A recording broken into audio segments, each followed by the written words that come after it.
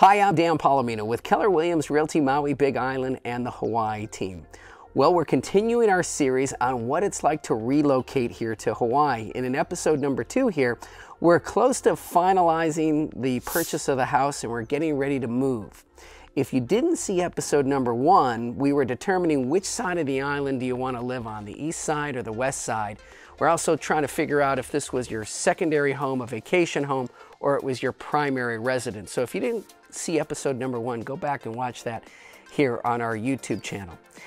In episode number 2, we, the Hawaii team, have found you the house and you're getting ready to close on this house. And again, as I said in episode number 1, all of this can be done remotely from where you're at. From where we gave you the virtual tour of the house over the phone, we went ahead and did the contract.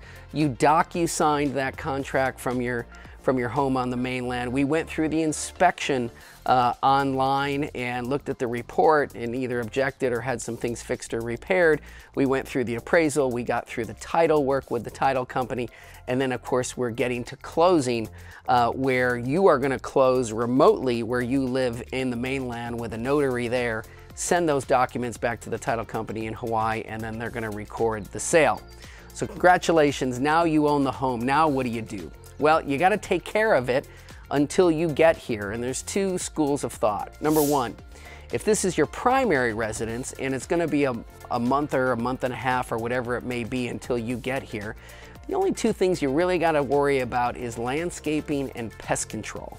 Okay, so everything grows like crazy here. Look behind me.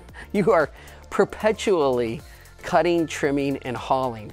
When you live in Hawaii, you're perpetually cutting the grass, the trees, the bushes, everything's constantly getting trimmed and mowed and moved and hauled. And that requires a really good landscaper. So you're gonna need that even after you get here, okay?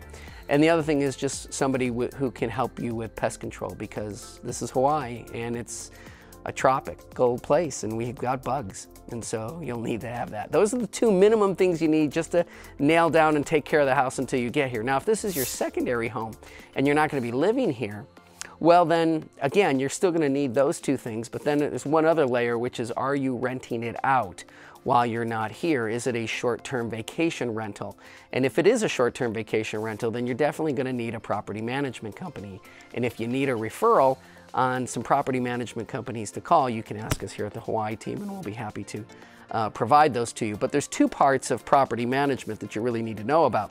When you hire a property management team, you're asking them 2 things. Are you hiring them just to maintain the house? What I just talked about, landscaping, pest control, go in, flush the toilets, make sure there's nothing wrong with the house. Is it just property maintenance? Or are you hiring them to do the sales and marketing of the short-term vacation rental? Now, most of these property management companies do both, right? They'll go ahead and book your house out with renters, and they'll make sure that they get in and get out and the place gets clean and the money gets collected and they take their cut and they send it to you, and they'll take care of all of that, and they'll handle the property maintenance. And remember, if you're doing a short-term vacation rental here on this island, the law requires that you have an on-island contact for your guests. So anyone staying at your house must be able to contact somebody who lives locally on island that can help them in case of whatever, fill in the blank. So that's critical that you know that if you have a short-term vacation rental and maybe you're doing it yourself on Airbnb or VRBO, you still have to have a person who's an on-island contact that manages the property. All right, so a couple of things to think about. Now you got to move. And that's a big deal. So tomorrow in the next episode, episode 3, we're going to tackle moving companies and who you should use and how much you should bring. And should you buy everything on the mainland and bring it with you, or should you buy everything in Hawaii here because it would be more economical to buy it here than to ship it across the ocean?